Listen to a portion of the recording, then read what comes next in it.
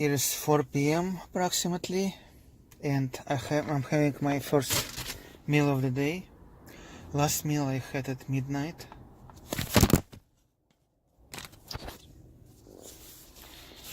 Alright. Didn't eat radishes for a long time.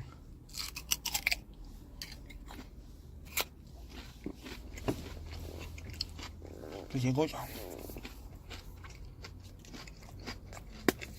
Here's salt.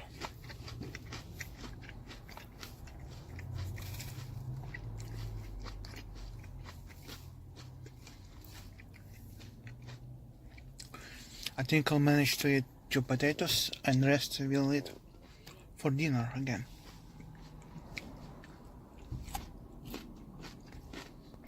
And of course I'm watching my daily dose of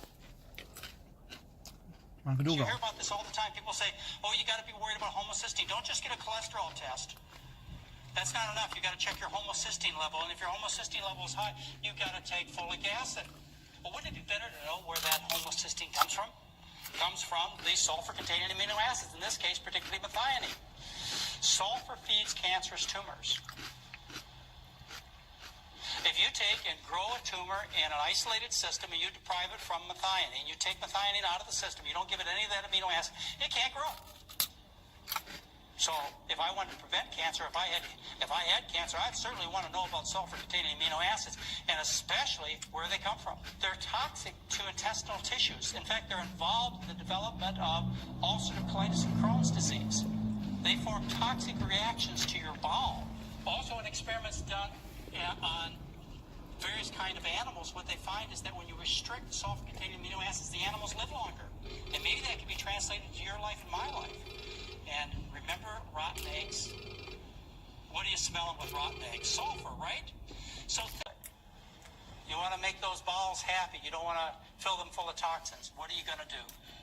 You're going to pick foods that are low in those sulfur-containing amino acids, which, if you want to make it a general, simple thing to understand, basically you're going to choose plant foods and avoid the animal products. All right, how about other molecules of life that you hear about all the time, the fats? You really want to know about these. I know you do. There are good fats, and there are bad fats. There are essential fats, there are omega-3 fats, there are omega-6 fats, there are triglycerides, and there are hydrogenated fats. And boy, you hear about these all day long. Go to the supermarket, you read them on labels. People are advertising these things to you in various kinds of products. Don't eat this kind of fat, eat this kind of fat. You really want to know about these kinds of fat. You really need a good lesson in biochemistry. So let's talk about these fats. I want to introduce a carbon to you, and this happens to be methane. It's the simplest of all carbons. It's a single carbon atom that's attached with 4 arms to 4 hydrogens. You can see that. So now you know that carbon has 4 arms. And carbon loves to have its arms filled. Doesn't like to have any empty arms. So in this case, it's very happy because it's got all arms filled with a hydrogen. If we take and we put carbons together in chains, what we find is we have something called a fatty acid. And if you'll notice there that each one of those carbons is very happy because it has each one of its arms attached. In the first carbon, you see that it is attached to 3 hydrogens, and the 4th arm is attached to the next carbon. The next carbon has 2 arms attached to the adjacent carbons and 2 arms attached to the hydrogens. So this kind of chain, this chain of multiple carbons is called a saturated fat. All of its arms are filled. They're all saturated. It's a saturated fat. And look, it's a nice straight line too. It's all put together without any curves, very straight. Now the way we number chains of carbon, which we call fatty acids, the way we number them is very simple. We start at the beginning and call that carbon number 1. Then we go on to the next carbon, we call that 2. Then the next one 3, the next one 4, and 5, and so on. Now the reason you want to know this is because this is how you get the terms such as omega-6 and omega-3 fats. The omega and they start with in numbering, and that's how they designate the fat. Now sometimes what happens is the carbons are not fully saturated. They don't have all their arms attached. I want you to look at the number 9 position here. And I want you to notice that the carbon at position number 9 and the carbon at position number 10, they only have 3 arms attached. they're attached in this case to 2 carbons and 1 hydrogen. There's one arm just flailing out there in the breeze, just as unhappy as can be, by the way. This is called an unsaturated fat because it's not fully saturated with hydrogens. The next carbon open, carbon number 10, it also has one arm free. It's just flailing out there in the breeze. Well, what happens is those 2 free arms, they get together and they form what we call a double bond. In this case, we have the double bond at the number 9 position.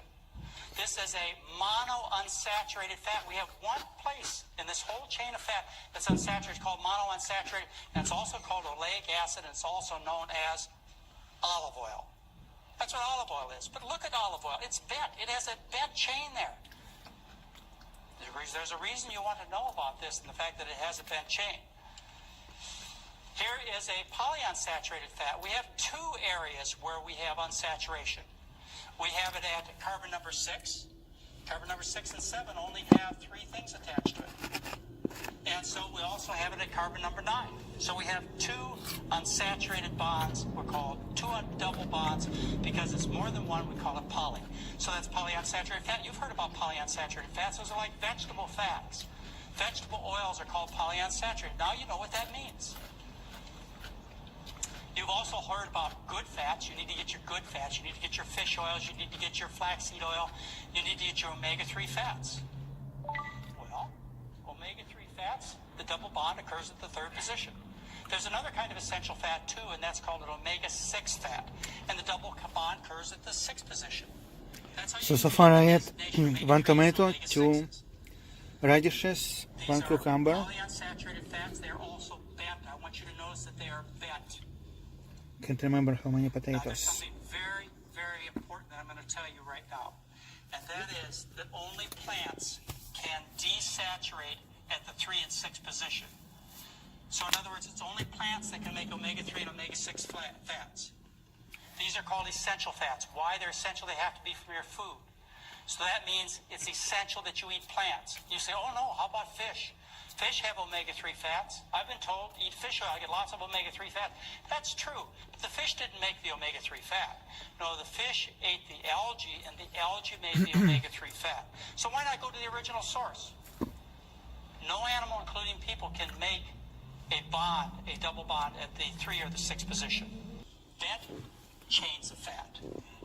Like fats that are monounsaturated, like olive oil, or bent chains of fat like omega-6s that are common in corn oil, or omega-3s that are common in flaxseed oil or fish oil. What happens when you're dealing with a whole bunch of bent chains? Those bent chains, they can't fit together tightly, can they? So what is the food at room temperature? It's a liquid.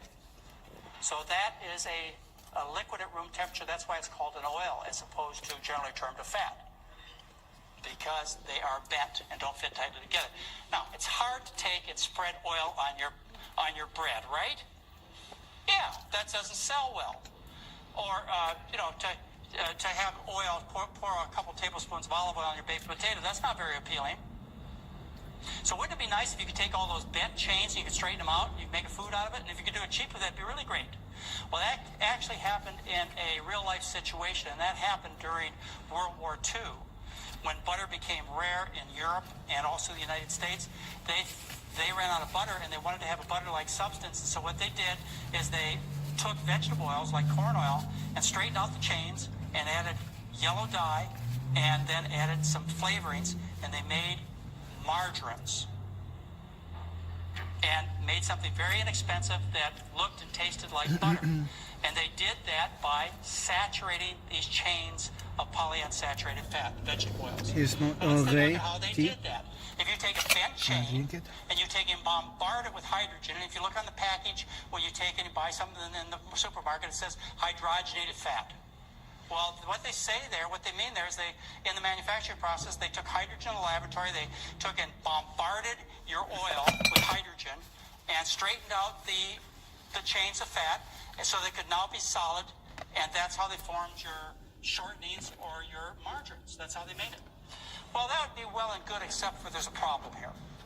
When they bombard that double bond with hydrogen, many times what they do is they add 2 hydrogens to the double bond, and so you have a fully saturated long chain. But the other way that they can make that chain straight is not by adding 2 hydrogens to it, but by knocking one of the hydrogens 180 degrees around. Naturally, on a double bond, if you look there on the top when you see the cis there, naturally what you find is the two hydrogens are on the same side of the bond. Cis means same. So that means you have a cis fat. When you take and add hydrogen, what you can do, instead of just adding two hydrogens to that double bond and breaking the double bond, is you can actually take and knock one of those hydrogens to the opposite side. Now you have the two hydrogens existing on the opposite sides of the double bond, so you now have a trans fat.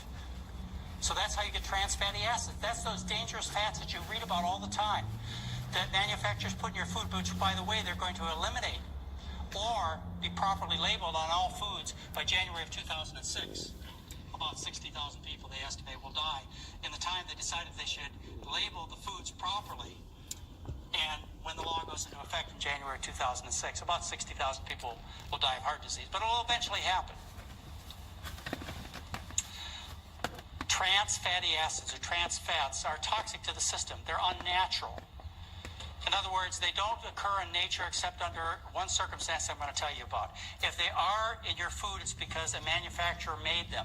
And so they don't fit into systems that were designed to work with cis fats. Like, for example, your cell membranes are designed to incorporate cis fats. When you incorporate a trans fat, sometimes you leave big holes in the cell membrane, so now cancer-causing substances can get in and affect your nucleus and damage the inside of your cell and promote cancer. They don't work with the cholesterol metabolizing systems properly, and as a result, they raise your cholesterol and your triglycerides, and they increase artery damage. Because they're unnatural, because our systems are not designed to work with them. Let me tell you the exception. In animals with a rumen animals like cows, they will make in their rumen, they will make trans fats. But that's one of the rare circumstances where trans fats occur in nature. Otherwise, they're just manufactured fats. These are things you really want to stay away from. The one important thing that all of you really want to know about fat is what happens to it after I eat it. Well, what happens to fat after you eat it is effortlessly moved from your fork and spoon to your body fat. As a matter of fact, it really takes just a few calories from your food to make this process happen. It moves from the fork and spoon to your body fat and is stuck in your fat tissues with a cost of only 3% of the calories in the food. It does it so effortlessly that it doesn't even change the chemical structure of the fat. So that if I come up to you and I biopsy you, I take a needle, stick it in your buttocks, thigh, or abdomen, I suck the fat out, I take it to the laboratory and analyze it, I can tell what kind of fat you eat. If you happen to eat a lot of trans fats, like margarines and shortenings, your body fat will be full of trans fats, and I can see them right in the chemical analysis. You eat a lot of olive oil, I'll see a lot of monounsaturated fat in there. The fat you eat is the fat you wear. Now keep this in mind when those of you who think to yourselves, well, it's not going to make a lot of difference if I just put a little bit of Pam on this pan. What could be the difference? Just a little Pam. Well, that little bit of Pam is going to go right into your body fat and be stored.